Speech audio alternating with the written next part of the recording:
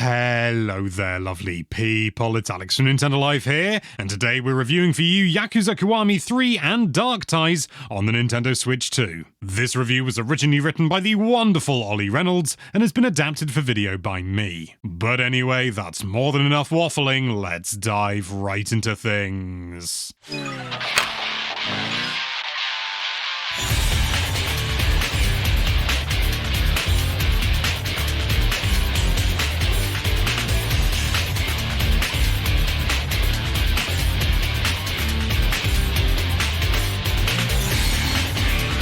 Broadly speaking, we are of the opinion that there are no bad Yakuza games. Although the series has definitely fluctuated in quality over the years, they always offer up something to keep us engaged and satisfied. Yakuza Kiwami 3 and Dark Ties is still a decent entry, but it's also bloated, poorly paced, and marred in controversy surrounding the recast of a key character. Frankly, we'd argue that the developer's prolificacy is starting to have an impact on the quality of its games, and it might be about time to take a break. Much like the previous Kiwami titles, this is a remake of the 2009 PS3 original, continuing the story of protagonist Kazuma Kiryu as the story shifts over to the new location of downtown Ryukyu in Okinawa. The new setting offers a nice change of pace, leaning more towards a kind of tropical resort-style environment. At a glance, it's lovely to look at, with all the series' signature attention to detail all intact, though you might be wondering whether the lighting issues from the demo have been properly addressed. Well, the good news is that they absolutely have in a pre-release patch. There was a particularly egregious issue in which the area around Kubochi River looked genuinely awful, with the river itself showcasing a bright blue color that somehow made the environment look worse than the original. This has been fixed, and it looks pretty good now.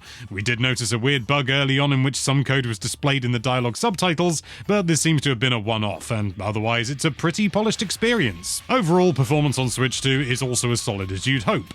The bump up to the Dragon engine means we're looking at 30 frames a second, but it remains pretty stable throughout. Resolution can also get a touch fuzzy in handheld mode, but overall it is a really handsome looking game. As for the gameplay, you're looking at a familiar mix of melee combat, and that's lots of melee combat, exploration, side activities like bowling, darts and karaoke, and some light customization features. Focusing on combat first and foremost, Kiryu's iconic dragon style makes a return, and it's just as satisfying as ever. What's more, the devs wisely made it so that your enemies no longer block incessantly, making emergent fights as you explore the environment a lot less irritating than the original. New to Kiwami 3 is the Ryukyu style, which focuses on weapon combat like scythes, shields, and all sorts of other weird and wonderful objects that Kiryu just happens to have stashed in his pockets. The basic functionality is the same as the dragon style, with standard attacks mapped to Y and stronger ones mapped to X, combinations of which result in some pretty sick moves. Overall, we tended to prefer the dragon style, as the dodging mechanic is just that little bit more immediate and satisfying, but both are valid options. Like previous Yakuza games, random gangs can start fights with you when you're just out and about,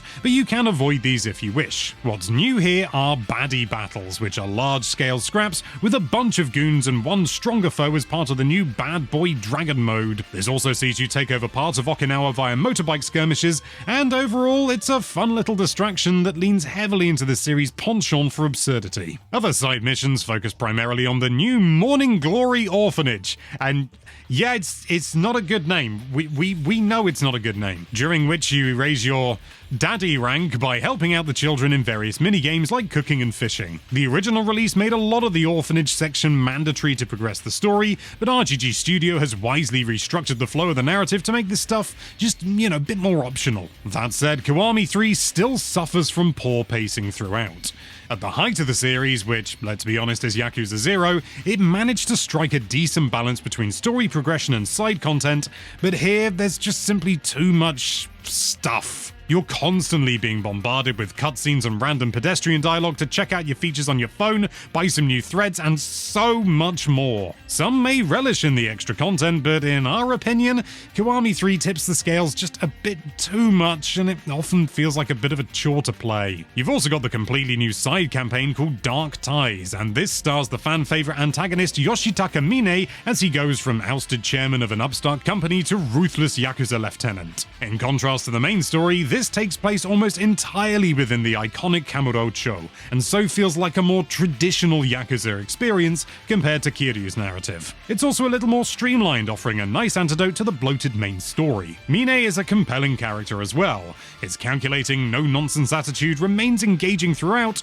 although we have to admit that his task in raising the reputation of fellow clan member Tsuyoshi Kanda is disappointing given how unbelievably unlikable the latter is. You'll need to complete a bunch of missions to raise Kanda's rank, including dealing with street bullies, accompanying him to a local brothel, or even just winning a plushie on a UFO catcher. During combat, Mine is noticeably more brutal than Kiryu, with slightly slower movement balanced by hard-hitting punches. Building up a gauge will also eventually let you unleash Dark Awakening, which can be boosted 2 or 3 times in a go if you've managed to build up enough energy. Naturally, this increases Mine's strength further and introduces a few cinematic finishing moves which, honestly, never get old. Overall, his fighting style is a delight, and we think we may even prefer it to Kiryu's dragon style. You'll need to make good use of Mine's abilities as well, since a key feature within Dark Ties sees you navigate a series of labyrinths in the Hell's Arena Underground Fight Club, and yes, it is just as ridiculous as it sounds. These are stuffed with treasure to find and bad guys to vanquish,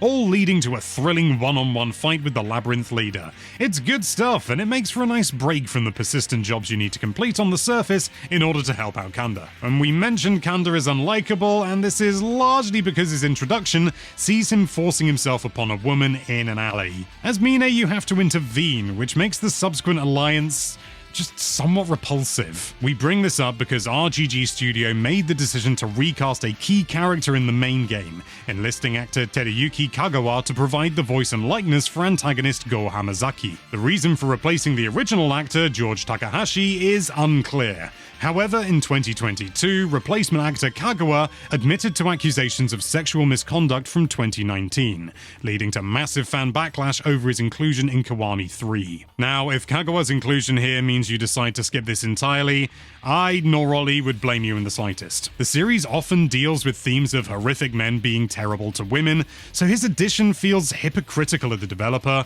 and it did affect our enjoyment of the game every time Hamazaki shows up. Ultimately, however, even if Kagawa wasn't present, Kiwami 3 and Dark Ties is still the weakest entry for Switch 2 so far. It feels like we're being bombarded with new titles in the series recently, and we genuinely wonder whether RGG should just pull back slightly and focus more on what made it so great to begin with. Yakuza Kiwami 3 and Dark Ties is a fair series entry, but one that's tainted by poor pacing and a recasting controversy that simply didn't need to happen. The main story has a lot to offer, but it's also bloated with way too much side content getting in the way of the core narrative. Dark Ties feels like a nice antidote to this, but we're not sure whether this alone is worth the purchase for anyone but the diehards. RGG Studio has wisely fixed some of the egregious visual blemishes in time for launch, so that's good news.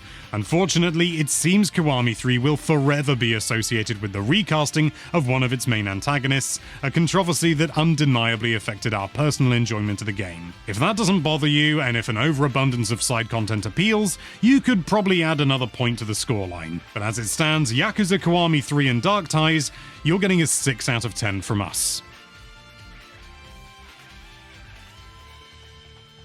Now that that's out of the way, it's time for Alex's personal thoughts, and I've got to be honest, I have not played masses and masses and masses of this game, so I don't feel comfortable giving any super strong opinions about the game as a whole, but I will say that I have been enjoying it, but I fully agree with Ollie when he talks about the pacing. It's like you can't go 2 minutes without some really quite long cutscene coming and just interrupting the flow of everything. It seems to be a little bit better in Dark Ties, but yeah, Kiwami 3, at points, I've got to be honest, just because I needed to get the footage and I needed to get it in a relatively short amount of time, I was skipping cutscenes because I couldn't be hanging around for it, which meant that, yeah, I missed out on some of the story, which was annoying because the story is good, but I just couldn't handle any more cutscenes. What I do want to mention, though, is that, quite interestingly, a lot of the side activities, like bowling, pool, and I think bowling and pool are the ones that immediately spring to mind,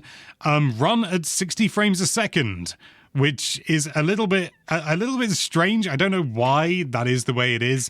Maybe at one point they were toying with the idea of having like a performance mode, but as a result, you do get these strange instances where you see like the pool balls and everything. You see that, and it's like, oh, okay, you know, you sort of suspend disbelief, and then it like cut away and it showed Kiryu and Haruka, and they were running at 60 frames a second, and it was a low resolution, absolutely, and visually didn't look, you know, amazing or anything like that, but it was just weird to have this glimpse, and it's like, oh, so some of this game is 60 frames a second, and for some reason or another, they decided that these side games needed to be 60, but the rest of the game 30. It's just an interesting choice. I don't have any specific thoughts as to why they did that. Maybe just for the sake of consistency or something to do with the physics or something like that.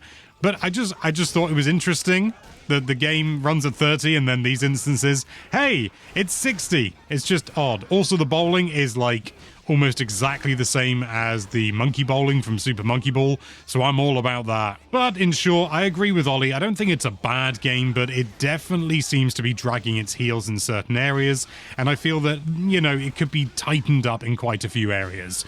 Wouldn't say it's a bad game, but at the same time, I can't like give it a super hearty recommendation. And the whole Kagawa situation really feels like it could have been easily avoided, and it's quite disappointing that the developers decided to go down that route. Oh.